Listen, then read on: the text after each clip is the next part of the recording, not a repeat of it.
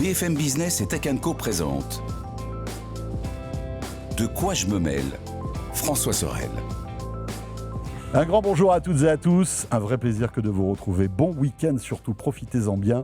Et merci de nous accorder du temps, merci de nous écouter, que ce soit évidemment sur YouTube, avec en plus la vidéo, à la radio sur BFM Business, à la télé aussi le week-end, et en podcast audio. Et je vous rappelle que le podcast audio de quoi je me mêle, c'est quelques minutes supplémentaires en bonus. Avec au sommaire pour ce nouveau numéro tout à l'heure, Lionel Costa nous rejoindra, vous le savez, c'est le responsable du labo Fnac. Et on va parler smartphone. Tiens, quels sont les smartphones les plus intéressants en ce début 2026? On évoquera entre autres le Galaxy S26 forcément. Ce sera donc en deuxième partie. Je vous rappelle le hashtag DQJMM si vous voulez réagir à tout ce qu'on raconte. Encore une fois, merci d'être là et bienvenue à vous toutes et à vous tous. De quoi je me mêle sur BFM Business et Tech Co. Voilà, et pour débuter, évidemment, ce de quoi je me mêle, c'est le club de la presse IT, avec un casting de choix, encore une fois, cette semaine. Mélinda Davançoula-Sella, salut Mélinda. Bonjour François, bonjour Emmanuel. De la rédaction de BFM Tech, Mélinda qui est sur tous les fronts, que vous retrouvez évidemment sur le site BFM Tech, que vous retrouvez dans Multijoueurs, et évidemment dans De quoi je me mêle, très régulièrement. Et puis à tes côtés, Mélinda, cette semaine, c'est Emmanuel Paquette qui est avec nous. Salut Emmanuel. Bonjour François. Quel Bonjour plaisir Mélinda. de retrouver Emmanuel. Merci. Avec cette petite chemise assortie Voilà. à la couleur de quoi je me mêle, j'adore. Il est super raccord. Ah bah ouais, super, magnifique. Voulez me Moi je voulais faire aussi bien, J'ai mais raté le dress code, je suis désolée. Ouais, là, c'est pas mal, mais on n'est pas bon. Emmanuel, qui est journaliste à L'Informé. C'est ça. Rappelons que L'Informé, c'est une machine à scoop. Hein. C'est un média qui On est essaye. payant et qui propose en fait à tous ceux qui s'intéressent à l'actualité eh bien d'avoir des informations avant tout le monde, notamment sur tout ce qui touche aux médias et la tech. Hein. En fait, c'est ça un peu le Exactement. Mais aussi fusion-acquisition. fusion-acquisition, etc., etc. L'Informé.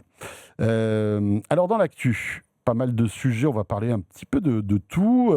Je sais que tu as testé le MacBook Neo que tu as là, en Ouais. version En version jaune- discrète. agrume, c'est ça comment ils appellent Jaune ça? agrume. Jaune agrume, Jaune mon pour Dieu. certains, vert pour d'autres, vous me direz. C'est ça. Tu nous diras un petit peu ce que tu en penses, parce que c'est vrai que c'est vraiment un ordi très intéressant, avec un positionnement rapport qualité-prix qui est cool. Mais pour débuter, j'aimerais qu'on évoque Samsung, qui, contre toute attente, et alors peut-être que vous savez pourquoi, a décidé d'arrêter la vente de son Galaxy Z Trifold. Vous savez que c'était ce téléphone un peu ovni, qui ne se plie pas non pas 2 fois, mais 3 fois, avec un immense écran déployé. Hein. On a la taille quasiment d'un iPad traditionnel. Un produit qui avait fait sensation à l'époque, qui était sorti en Corée, un peu aux États-Unis, je crois. Et puis voilà, c'est terminé. Voilà. Est-ce qu'on sait pourquoi? Est-ce que c'est parce que c'est cher? Parce qu'on est à 2900 balles hein, quand même, hein, avec ce truc-là. Est-ce que c'est parce que c'est encore quasi un proto et que finalement, il est peut-être un petit peu plus fragile que prévu? On a des infos là-dessus ou pas? C'est un peu tout ça. Merci pour cette intervention. Non, mais moi j'avais eu la chance de mettre la main dessus. Samsung nous l'avait prêté pour qu'on voit un peu. C'est une vraie prouesse technologique. Il faut avouer que quand vous passez d'un écran d'un smartphone classique, 6,5 pouces, à quelque chose qui fait 10 pouces, donc un format vraiment tablette, qui est ultra fin, vraiment, c'était quelque chose d'assez impressionnant. On connaît le travail de Samsung sur les charnières avec leur Z Fold et leur Z Flip. C'est un produit intéressant. Mais, comme tu l'as dit, extrêmement cher. Je pense qu'ils se sont lancés sur des marchés qui étaient censés être des marchés de early adopters, comme on dit. Donc, la Corée à domicile, les Américains parce que, et la Chine. Et finalement, sur ces marchés-là, ça n'a pas pris plus que ça. Alors, en Chine, il y a déjà la concurrence de Huawei, qui a sorti un produit équivalent, que j'ai presque même préféré dans l'usage, Ouais. quand je l'ai eu en main aussi. Et je pense que Huawei était déjà présent en Chine. Et si la Chine n'était pas apte, n'était pas un terrain à conquérir, en fait, ils se sont arrêtés. Je pensais que ça s'arrêterait vite. J'avoue que 3 mois, c'est extrêmement rapide. Hein. Enfin, nous, on nous avait dit, oui, vous le verrez en Europe plus tard. On ne le verra jamais. Enfin, maintenant, c'est clair, puisqu'ils vont juste liquider les stocks. Bon, Emmanuel, toi qui es un fin limier de la tech, tu as des non, infos là-dessus ou effectivement, pas? Mélinda, je pense qu'elle a touché du doigt en fait les limites de ce genre de produit, donc effectivement cher. L'autre élément quand même, c'est la distribution, parce que c'était pas distribué auprès des opérateurs, c'était distribué en direct par Samsung. Donc ça limite quand même aussi le nombre de points de vente. Impact, bien sûr. Donc ça voulait dire aussi que Samsung savait que de fait c'était un marché plutôt de Pas niche, subventionné, donc forcément. pas subventionné par les opérateurs. Pas donc assez de fallait voilà. Pas assez de Ouais, stock là, il faut pour sortir les- 2900 balles d'un Voilà, coup, quoi. Exactement. Donc c'était quand même voilà, il fallait mettre le prix. Et puis l'autre élément qui a été avancé par un des responsables de Samsung, c'est les difficultés techniques pour produire massivement ces types de terminaux avec donc les trois volets. Et là, effectivement, il dit les problèmes techniques fait qu'aujourd'hui, on n'est même pas sûr de faire une suite à ce type de produit. Donc, ils sont restés assez flous sur l'avenir. Voilà, donc probablement problème donc de chaîne logistique et puis probablement aussi problème de distribution. Donc, les deux font que aujourd'hui, au bout de 3 mois, c'est Alors moi, vraiment terminé. j'ai cru comprendre aussi qu'il y avait un problème de fiabilité parce que vous savez que tous ces téléphones pliants là, en fait, régissent à des normes et notamment le nombre d'ouvertures-fermetures. Il était prévu pour 200 000 ouvertures-fermetures et visiblement, il ne les Ça atteint craque pas. Il fatigue un peu avant. Et c'est vrai qu'un produit à 2900 balles, si on se rend compte que c'est pas terrible, Ouais. et si tu en vends beaucoup, après, ça te revient un peu comme un boomerang dans la figure. C'est Quoi. ça, ouais. Parce que tu vas voir sur les réseaux sociaux plein de gens qui vont se dire écoutez, j'ai payé ce truc-là, il marche plus. Donc je pense que Samsung a dû se rendre compte aussi qu'il y avait peut-être des anomalies de fabrication et des problèmes de conception Ouais. aussi. Voilà. Alors, c'était vrai des premiers téléphones Portable, pliable, ouais. ouais. on s'en Ils souvient, faisaient des touches, bien etc. sûr. Mais ça n'a pas empêché de continuer Oui. pour la plupart des fournisseurs. Ils ont été très résilients et Ouais. aujourd'hui, en fait, les derniers exemplaires pliants sont robustes et tiennent le coup. En Oui, fait. mais tu vois, même ces produits-là, et on sait que Samsung est le plus gros vendeur Ouais. de smartphones pliants, c'est pas un marché non plus de dingue. Non, non. énorme. Eux sont énormes sur ce marché-là, mais qui est un marché de niche encore. Donc, quand tu le plies en deux, tu as un peu de mal à le vendre, tu le plies en trois, parce que moi, le seul reproche que je faisais au Trifold par rapport au Fold de Huawei identique, c'est que c'est ou vous l'utilisez avec un écran, ou vous l'utilisez avec Oui. 3 panneaux. C'est bien, mais c'est grand. Le Huawei a l'avantage d'être utilisable en 1, 2 ou 3. C'est bête, mais c'est un petit truc. C'était la même gamme de prix, hein, à peu près pour la Mhm. Chine. Pour le moment, nous, on ne l'a pas non plus en France. Mais c'est bête, mais déjà, ça démultiplie les possibilités d'utilisation. Alors, et aussi de pliure. Tu as moins besoin de l'ouvrir. Mais je pense qu'en effet, techniquement, Samsung a démontré un savoir-faire. Ils aiment bien faire ça. Ils l'ont fait avec le Edge, leur fin, quand ils l'ont sorti. Et un an après, ils nous expliquent qu'en gros, il n'y aura pas d'autre Edge parce qu'il n'y a pas de marché. Contrairement à ce qu'ils nous avaient dit, il n'y a pas Ouais. de marché de gens qui veulent absolument un smartphone fin. Donc, je pense que c'est bien pour eux. C'est du positionnement. Ils le font, ça sort. Il y a un vrai effet waouh quand vous l'avez en main, celui-ci, notamment en format portrait de lecture. Mais voilà, 3000 balles, je suis Ouais. désolée, il n'y a pas de marché, quoi. Ouais, c'est clair. Bon, on verra un petit peu si ça va refroidir Apple, qui, on le sait, aurait dans ses cartons un téléphone pliant, mais cette fois-ci, un téléphone pliant, on va dire, à l'ancienne, quoi. Classique. Classique en fold.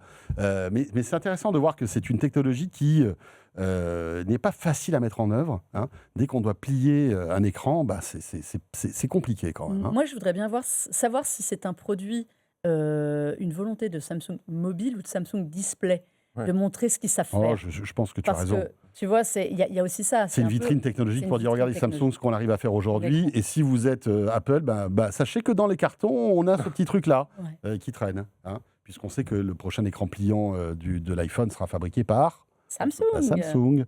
Voilà. Bon, vous avez un téléphone pliant, non Non. Tous les deux, non Alors, moi, j'en ai que j'utilise de temps en temps pour tester, mais j'avoue beaucoup aimé le Fold de Samsung, le dernier. Je le trouve très beau en design et très bien en utilisation. Ouais, beaucoup plus J'aime- fin aussi. ouais, Ouais. j'aime bien le Pixel Fold, Oui. j'avoue. Ok, très bien. Non, Pas de Manu, pion. pas de pliant, Non. bah non. Old school, ouais. J'attends Bon. le triple, C'est ça. malheureusement. Ou le 4. Oh waouh. Trop d'ambition, trop d'ambition. Ah, je sors mon téléphone, c'est un truc comme ça là qui se Je déplie en l'ai- 4, ça Ouais. va faire beaucoup quand même.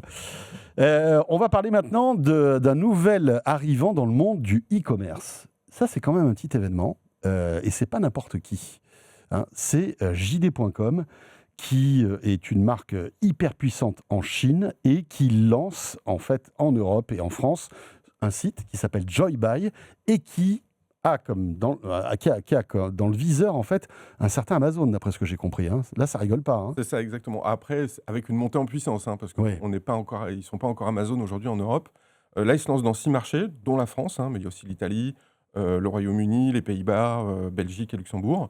Et ils arrivent avec une montée en puissance. Là, pour l'instant, il y a 5000 produits qui sont proposés avec 40% de réduction pour essayer de se lancer puis de séduire D'accord. le grand public. Et avec un positionnement qui est différent de ceux qu'on connaisse aujourd'hui au niveau des grands groupes chinois comme Shein, par exemple. L'objectif, c'est pas de faire des prix bas, cassés, etc. pour faire du volume. Les prix sont un peu plus élevés. Donc, on monte un petit peu en gamme. Donc, c'est vrai qu'on se rapproche quand même d'Amazon.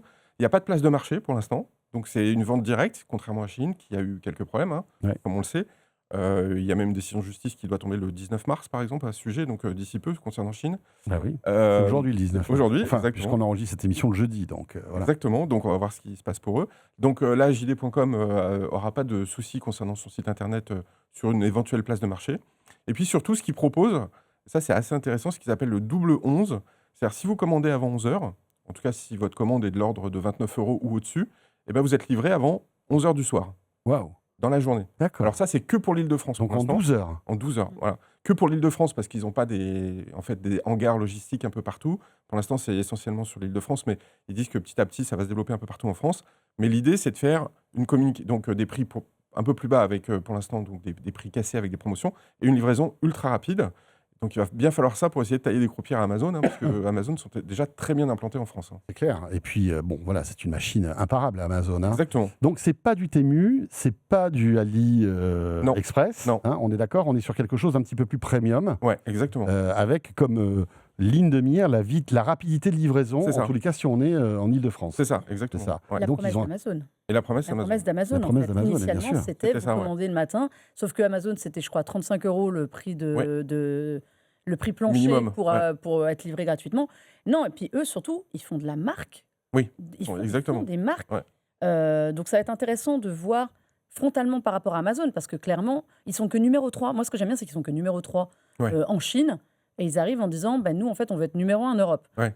Et avec une proposition qui, à mon avis, correspond davantage à un plus large panel de consommateurs.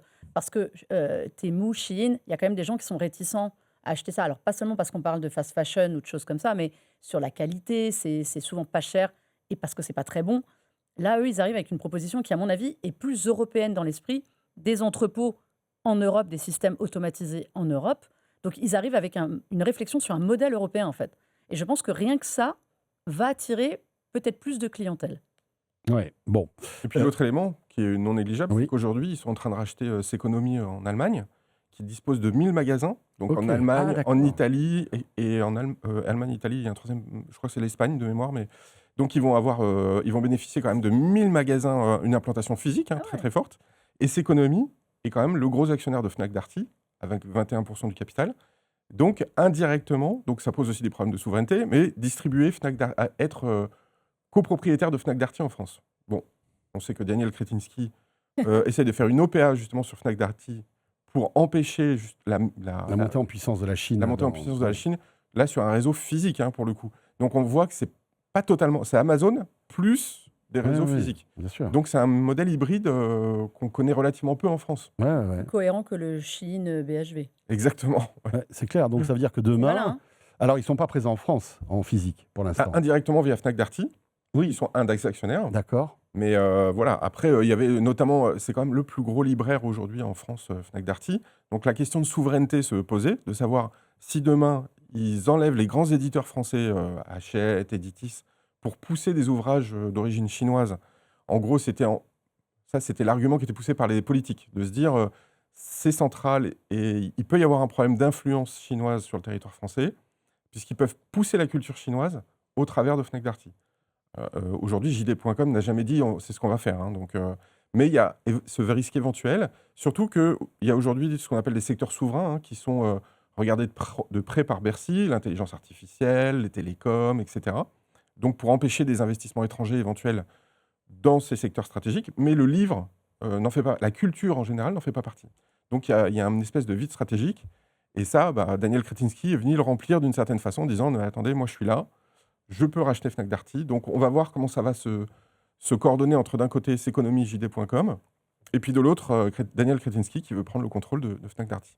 Pendant que tu parles, je suis en train d'aller voir Joy Buy. Je ne suis pas en train de faire mes courses, hein, je vous le dis tout de suite. Oui, Ça n'intéresse pas ce ouais, qu'on en va fait, écouter ouais, dans je vois. ces achats.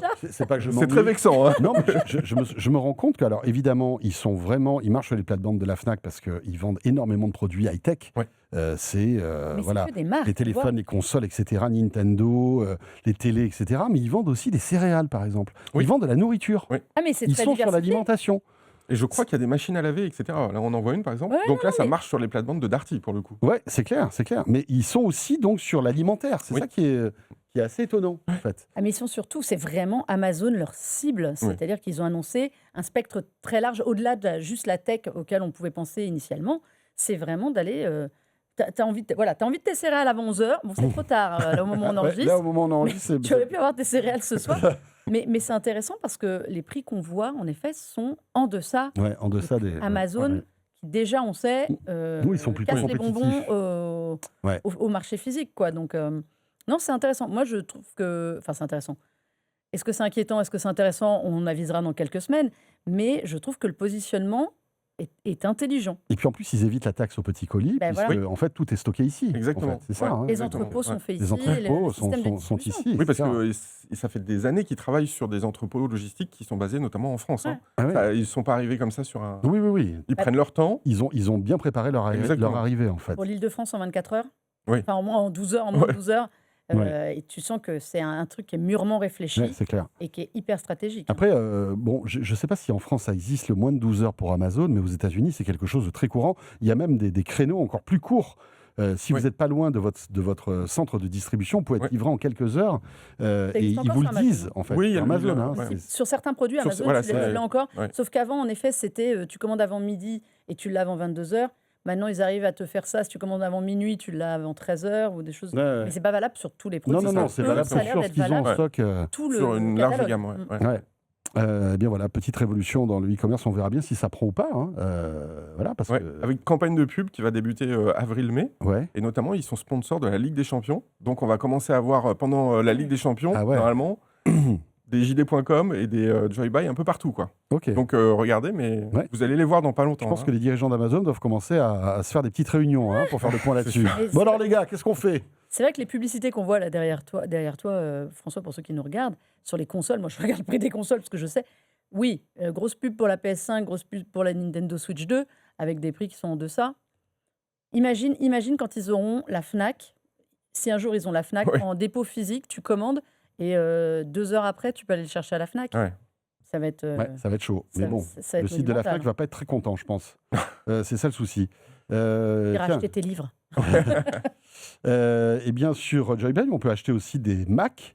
Et quelle transition! Oh là là, magnifique. Waouh! J'étais en train de voir s'il y avait le Neo, s'il est disponible sur le site et à quel prix. Bon, François il n'y est fait pas. vraiment ses courses. Il n'y est pas Ouais, visiblement. vraiment, ouais. Non, il n'y est pas visiblement le Pas Neo.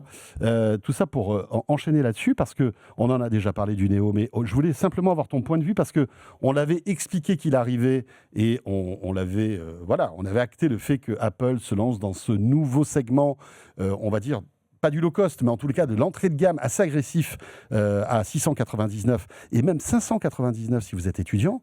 599 un Mac, c'est du jamais vu, hein, franchement. Et ça fait quelques jours que tu l'as, Ouais. que tu le testes. Et je crois, parce que j'ai parcouru ton test, c'est quand même assez impressionnant. C'est impressionnant. Non, mais soyons honnêtes. Alors, pour vous donner un peu le paysage, moi, je suis une utilisatrice d'iMac, de MacBook Air, parfois de MacBook Pro. Donc, vraiment des machines un peu plus avancées. Oui, tu connais bien Je connais l'écosystème Apple et tu vois bien la puissance que ces machines dégagent. Voilà. Donc, depuis près de 15 jours, j'expérimente un retour aux sources. Soyons honnêtes. C'est-à-dire que, par exemple, j'ai perdu Touch ID, j'ai perdu quand même un peu de puissance. Mais je dois avouer que si moi, je ne suis pas la cible normale, ce produit est extrêmement bien pensé. Réellement, je ne dis pas ça parce que c'est un Mac. Le design, c'est Apple. On a un vrai retour, je trouve, à l'esprit design d'Apple. C'est-à-dire qu'on fait un produit qui est premium, qui est quali. Pour les plus anciens, souvenez-vous du MacBook Air blanc, là, qui était en plastique. Ouais. Ça rappelle, le form factor rappelle. Sauf que là, il est en alu. Là, on est Ouais. en alu premium. Enfin, honnêtement, 600 balles, on va se le dire tout de suite, vous pouvez avoir sur le marché, Prix étudiant, hein. prix étudiant, ouais, 600, 700, vous allez sur le marché des centaines d'appareils PC Windows, pareil ou moins cher. Là où ça fait la différence, au-delà de l'environnement macOS, sur la qualité. Vous n'aurez pas cette qualité-là, je suis désolée, de design, de finition, bien sûr. sur un PC à 300 €. J'ai lu ça, c'est pas vrai. Ça déjà, c'est un point. Derrière, certes, vous n'avez pas les dernières puces M. On a vanté les mérites dans cette émission ailleurs, des puces M silicone d'Apple. Oui, c'est une tuerie. Oui, parce que là-dedans, il y a une puce c'est une d'iPhone. C'est une puce A18 Le 16 Pro. C'est celle du 16 Pro. Qui a été un peu modifiée, je crois. Mais enfin, en gros, c'est du 16 Pro. Optimisé, évidemment, pour être adapté à un appareil. Ça fait largement le job. Il y a un test en général qui est terrible pour tous les gens qui ne travaillent pas sur Safari, sur MacBook. C'est amusez-vous à ouvrir 25 onglets Chrome et vous allez tout de suite savoir si votre appareil il tient la route ou pas. Il tient la route. C'est un appareil pour la productivité. On peut faire du montage avec. J'ai fait du Final Cut. Oui, vous n'allez pas mettre 50 fichiers 4K dessus ou 8K pour. Mais c'est pas l'objectif, c'est pas le but en fait. C'est pas la personne qui est visée, mais ça tient. J'ai fait tourner Final Cut, j'ai fait du montage avec, ça marche. Vous irez sur iMovie, le logiciel optimisé d'Apple, c'est encore mieux. C'est-à-dire que tu veux dire par là qu'il en a sous le pied. Il en a sous le pied, alors qu'il a que 8 Go de RAM. N'oublions pas ça. 8 Go de RAM, aujourd'hui, sur un PC, on rigole. On se dit, c'est une honte et tout. Ça a été l'une des critiques en fait, qu'ont fait les spécialistes en disant un Mac avec 8 Go de RAM, on va galérer. Et en fait, visiblement... Je n'ai galéré sur rien. Honnêtement, visiblement, il y a une telle gestion en fait, de la mémoire de la part de macOS qui fait que tu peux ouvrir autant d'onglets que tu veux. Ça ralentit pas, quoi. Oui, il y a un moment, j'ai ouvert 50 logiciels, j'ai branché cet appareil à mon bureau ici avec 2 écrans externes. C'est normalement pas fait pour. Je vous le dis direct, c'est pas fait pour. J'ai téléchargé DisplayLink, j'ai connecté 2 écrans. Il fonctionne, donc je fonctionne avec l'écran de ce MacBook Neo plus 2 écrans externes. Ça ne plante pas. J'ai ouvert mes 25 onglets, tout. Il y a juste un moment, il m'a dit, là, t'abuses un petit peu peut-être à ouvrir Steam, tes logiciels, 2 écrans et tout. Et bien de lui-même, il se met en pause. Il se met en pause. Mais c'est pas un usage, c'est vraiment pour pousser à bout. Tout ça pour vous dire que cet appareil a été ultra optimisé. Honnêtement, il tourne, je ne l'ai pas frisé. J'ai joué sur Steam avec. Après, oui, j'ai des manques. Mais t'as joué sur Steam quoi, en cloud? Non, j'ai joué sur Steam, j'ai chargé des jeux. Oui, bon, après, c'est des petits jeux, on va dire, c'est du casual, quoi. C'est pas des jeux AAA. Sur Steam Non, sur Steam, j'ai quand même tenté les jeux. J'ai pas tenté Cyberpunk, si c'était une question. Oui, voilà. Non, j'ai pas fait Cyberpunk parce que je me dis, il y a quand même des limites. Des limites, ouais. Un truc. Mais après, honnêtement, moi, ce qui me manque d'utilisation, je ne comprends pas pourquoi ils n'ont pas mis Touch ID. C'est un outil de sécurité aujourd'hui dans l'environnement d'Apple. Il faut mettre 100 balles de plus. Extrêmement. 100 balles pour le double de stockage, 512 Go de stockage. Plus Touch ID. Foncez. Honnêtement, c'est la machine qui revient à 800 € ou à, pareil, prix étudiant moins. Les 100 balles, ça les vaut énormément. Pour moi, c'est un manque de base qu'Apple aurait dû mettre là-dessus. Et le clavier rétroéclairé. Ouais, quand on a l'habitude, j'avoue que travailler un peu dans des univers, on peut. La luminosité de l'écran est très très bonne. L'écran est très très bon. Mais bon, ça manque sur un appareil en revanche. Emmanuel, ton point de vue sur... Alors moi, je ne l'ai pas testé, donc ça va être difficile de donner un avis. Non, mais sur cette stratégie, parce que c'est vrai que c'est quand même assez nouveau, ce type de produit chez Apple. Oui, alors ils le faisaient régulièrement sur l'iPhone, en revanche, où ils essayaient de faire des descentes de gamme, justement, pour essayer de faire du volume. Bon, là, ils sont en train de le répliquer sur les MacBooks. C'est la stratégie du Mac Mini. Ouais, c'est ça, exactement. Donc, mais en revanche, là où c'est assez fort, c'est qu'on voit que le prix de la RAM explose aujourd'hui. Et ils ont réussi quand même à tenir un prix à peu près convenable. Alors, effectivement, avec le défaut de peut-être pas suffisamment de RAM. Mais aujourd'hui, il y a vraiment une inflation sur ce type de mémoire. Donc, ils s'en sortent quand même pas mal, pour le coup. Mais ce produit, il cible qui? Il cible les étudiants, il cible les gens qui ne sont pas... Enfin, honnêtement, il cible, je vais dire, 80% des gens qui avaient des MacBook Air et qui n'en utilisaient pas les 3/4 des performances. Honnêtement, moi, je le dis pour rigoler, mais ma maman qui a un MacBook Air, ça, c'est amplement suffisant. Ma fille qui est étudiante, c'est amplement suffisant. Et pourtant, elle fait du montage aussi. C'est un produit pour des gens qui veulent entrer dans l'univers d'Apple. C'est une excellente porte d'entrée. On ne parle pas assez du design, de la couleur. Apple, quand ils font de la couleur, on sait que c'est pour attirer une nouvelle cible. C'est hyper bien pensé. Honnêtement, les entreprises. Enfin, aujourd'hui, dans les entreprises, savez-vous combien coûtent les PC réellement que vous avez à votre entreprise? c'est un prix qui est délirant les 3 quarts du temps Bien pour un sûr. truc qui n'est En pas. plus, qui n'est en pas- général, c'est de la location, non? Enfin, c'est- Ouais, Ouais. maintenant, il y a du leasing, on du est crédit buy. sur des trucs qui Ouais. souvent sont à 1000 balles. Mais qui Apple n'ont fait pas aussi du cette crédit buy, qualité. cela dit. Ouais, aussi. Apple aussi le fait, ouais. Ouais, et là, vous avez une machine qui va être à 700 €, je pense que le prix entreprise doit pouvoir négocier, avec une vraie autonomie. Je n'ai pas parlé de l'autonomie, Oui. on est sur une autonomie. Moi, j'ai fait le Paris-San Francisco dessus, donc jouant, en travaillant et tout. J'étais pas du Ouais. tout en rate de batterie en arrivant, hein, et pourtant, j'ai fait quasiment 11 heures de vol sur l'ordinateur. Donc, autonomie, le design, les performances qui sont amplement suffisantes pour les 3 quarts des gens. Oui, si vous êtes développeur ou que vous êtes, je sais pas, que vous travaillez vous êtes créatif et que vous avez besoin de logiciels de fou, je suis pas sûre que au niveau ressources, vous soyez ravis. Ouais. Mais honnêtement, pour 75%, 80% des gens, c'est amplement suffisant. Puis je pense qu'il y a une stratégie aussi commerciale derrière, hein. C'est-à-dire que c'est assez générique, hein, c'est ce que font les grosses boîtes de tech. On attaque le marché étudiant parce que du coup, Mhm. on crée des habitudes. En fait, ils s'accoutument à l'environnement macOS. Et après, quand ils rentrent dans la vie active, qu'ils commencent à avoir un peu d'argent, bah là, ils peuvent monter en gamme Bien sûr. sur les Mac. Ouais, ouais. Et comme ils sont habitués, bah, ils vont continuer. C'est l'effet Halo qui avait été développé par Steve Jobs il y a longtemps. On commence par du Mac, même avec des produits d'entrée de gamme. Et puis après, au fur et à mesure de la vie et de ces moyens financiers qui deviennent plus importants, eh ben, on monte en gamme et Et on puis, devient captif. et du puis marché. l'essentiel, c'est que tu es verrouillé dans l'écosystème Exactement, Apple. Donc, ouais. tu es abonné à Apple Music, C'est tu ça. as de l'iCloud, tu payes des abonnements qui deviennent de plus en plus importants parce que tu stockes de plus en plus de données. Ouais. Enfin, tout ça est la parfaite porte d'entrée C'est pour ça. tous les services d'Apple qui, aujourd'hui, rappelons-le, rapportent énormément d'argent. Ouais, Les exactement. services, les marges doivent être, Oui, à elles mon sont avis, massives. monstrueuses. Ouais, ouais, quoi. ouais. Et n'oublions pas un truc qui est extrêmement malin, là, de la part d'Apple. C'est pas un appareil recyclé. On vous a pas mis un vieux châssis de Non, non, non, Air c'est une avec machine. une puce Ouais. M1 ou M2. Alors certes, on a une puce qui est à peu près équivalente en puissance entre la M1 et la M2, mais honnêtement, on a pris une puce d'iPhone, donc on vous explique qu'on upgrade une puce d'iPhone, on vous donne un nouveau design, on vous met de la couleur qui n'existe pas sur les autres. Stratégiquement, c'est au niveau marketing comme c'est Ouais, hyper c'est bien hyper bien pensé. joué. Vous avez un produit nouveau. Vous êtes un jeune, vos parents, ils ont un MacBook Air, un MacBook Pro, vous avez un produit qui est plus moderne. Je trouve qu'il y a quelque chose de très malin et en effet, quand vous mettez ça dans les mains d'un jeune lycéen étudiant, c'est parti C'est derrière. cool. Voilà pour ce Néo. Donc, est-ce que vous êtes allé à Disneyland Paris récemment? Non. Non? Bah, vous devriez. Alors, je ne sais pas si Manu, tu as eu l'occasion d'y aller parce que Non, c'est ça fait vrai longtemps que j'y suis pas allé, non. En fait, voilà, le Disneyland Paris est en pleine phase d'investissement massif pour évidemment renouveler les attractions qui commencent à vieillir et puis surtout ouvrir de nouveaux univers.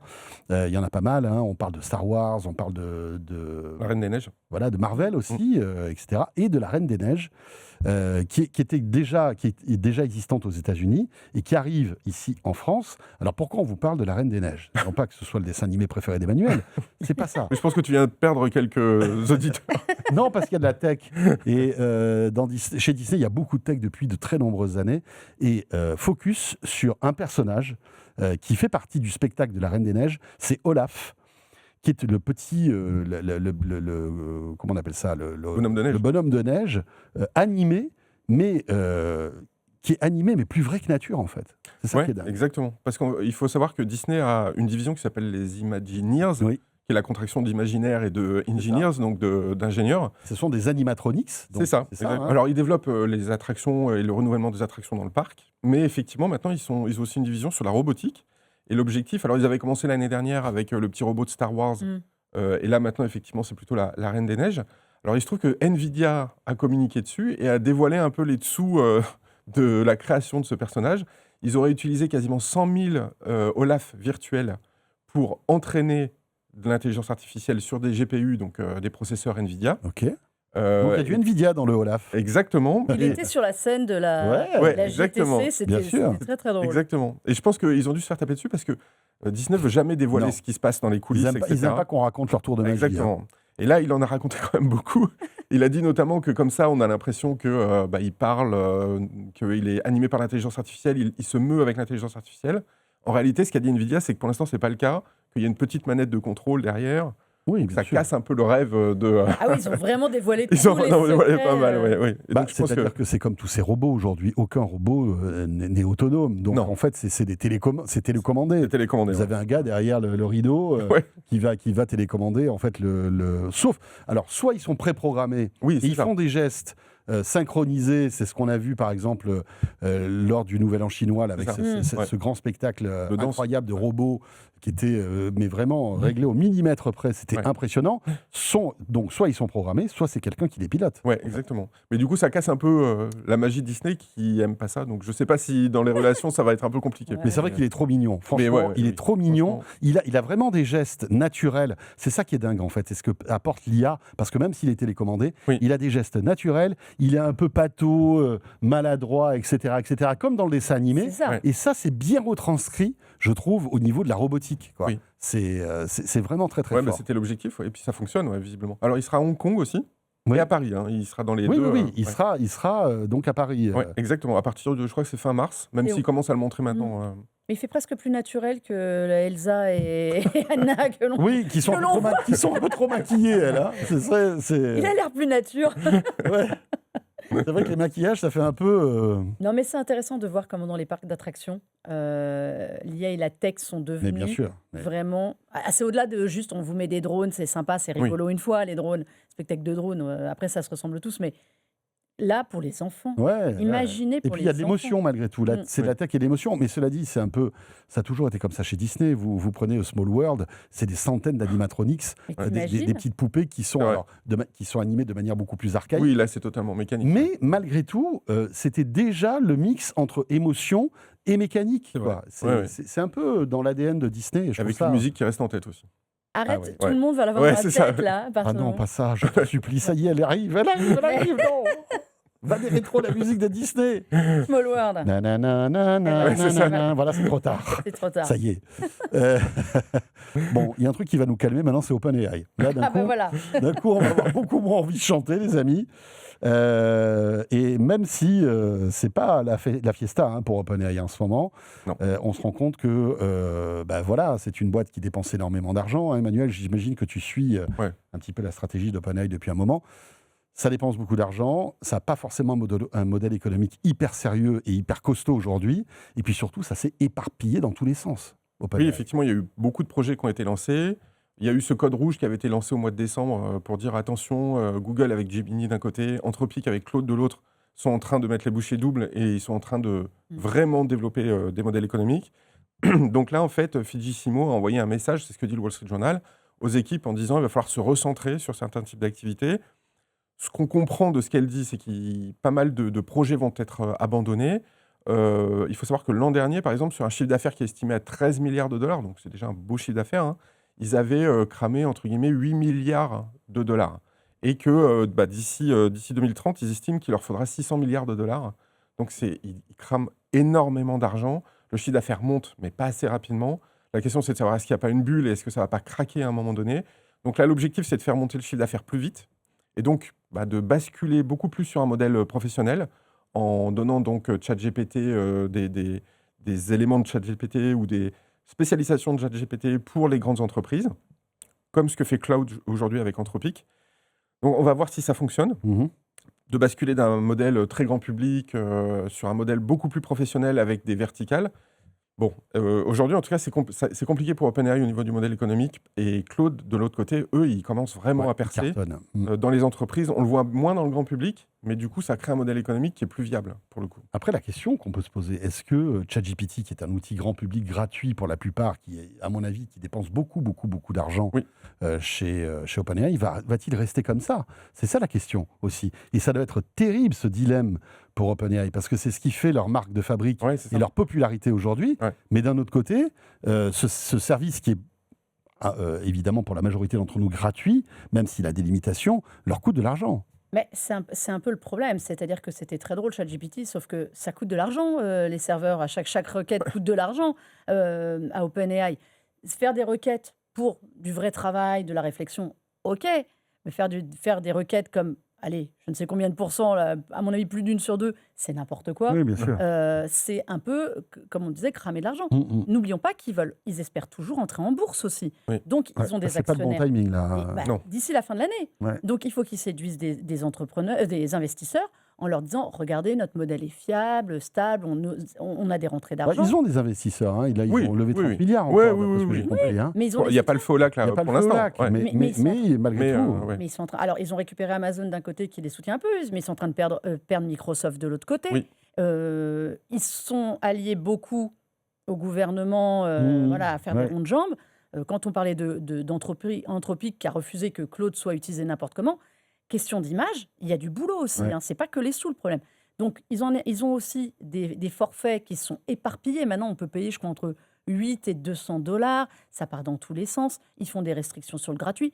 Enfin, honnêtement, aujourd'hui, comprendre la ligne directrice d'OpenAI, ce qu'ils veulent faire, ce que Sam Altman a en tête, faut être balèze. Et je pense qu'il faut être dans sa tête à lui. Parce que, honnêtement, vu de l'extérieur, c'est un vrai foutoir. Alors en revanche, la partie gratuite, moi je pense pas qu'ils l'arrêtent, tout simplement parce qu'ils ont annoncé de la pub. Ouais. Donc, C'est la pub qui va compenser ouais. et qui va pousser les gens en fait à les payer. Qui Enfin, c'est devrait. comme pour tout. Ouais, c'est ça, exactement. Donc Ouais. du freemium, quoi, comme on le connaît sur Oui, bien sûr, Spotify bien et sûr. d'autres. Mais bon, la pub qui est très décriée, hein, parce Très, que très est-ce que ça va influer sur le Mais on résultat aura- que va Des te résultats, donner ouais, de ChatGPT. recherche. Alors ils disent que non, parce que ça sera des messages qui seront à côté de la réponse. Mais bon, tu casses un modèle qui est quand même assez fragile aujourd'hui. Tu as confiance plus ou moins en OpenAI des réponses qu'on te donne.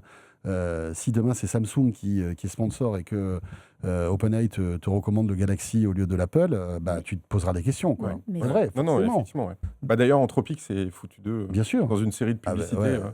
qui était Pendant- assez terrible. Ah ouais. Surtout que ChatGPT, c'est plus de choses sur vous que Google Search. Ouais. Oui. De fait, parce que il se nourrit de toute votre recherche, il sait ce que vous faites comme métier. Donc, la publicité Mhm. qui va arriver, elle va être quand même vachement plus précise. À quel point les réponses, moi j'ai du mal à croire que la pub d'un côté et les réponses, pub ciblée et réponses neutres. Ouais, Moi j'ai ça paraît vachement bizarre. de mal à y croire. Ouais. C'est déjà très obscur la façon dont ils vous remontent des informations quand vous faites des requêtes. Je vois pas comment le modèle gratuit va pouvoir. À mon avis, ce qui va se passer, c'est que les derniers modèles de ChatGPT vont arriver au fur et à mesure sur les versions payantes et descendre plus tardivement sur le modèle gratuit, parce qu'à un moment, il va falloir pousser les gens à aller payer. Ouais. Et comment est-ce qu'on fait ? Bah oui, on commence à faire des limitations. Vous pouvez plus Mhm. mettre autant de documents que vous voulez. Vous pouvez plus tout faire. C'est pour pousser. Enfin, c'est ce Exactement. qu'on connaît sur le streaming. Mhm. Sur le streaming, pourquoi est-ce que plus personne n'est en 4K quasiment ? Pourquoi est-ce que on vous met de la pub à gogo ? Bah, Avec une petite différence, c'est qu'on attend tous le produit de Jonathan Ive, Oui, c'est ça. l'ancien d'Apple. Ouais. Et Et là, est-ce que ce produit ne va tellement pas, c'est ne va couplet pas souffrir des coupes, enfin en tout cas des coupes budgétaires, mais en tout cas de cette réorganisation des Ça, on projets sait pas, ouais. d'OpenAI Pour On ne l'instant, sait pas on sait encore, pas. Ouais. finalement. non, c'est... Merci beaucoup à tous les deux. Merci Mélinda. Mélinda Davansoulas de BFM Tech et merci à Emmanuel Paquette de C'est bon. l'Informé. Et on se retrouve tous les trois pour le petit module bonus. On va parler d'un certain Tim Cook parce qu'il a évoqué sa retraite. Non, retraite. Et je voulais faire un petit teasing, mais là maintenant ça y est, on est C'est cuit. plus. Mais non, justement. Non, on ne sait pas. Bon, en tout cas, ça sera le module bonus exclusif, vous le savez, à la version audio de quoi je me mêle, donc en podcast. Et dans un instant, ce sera le Labo Fnac avec Lionel Costa qui nous rejoint. Merci d'être là. De quoi je me mêle sur BFM Business et Tech Co.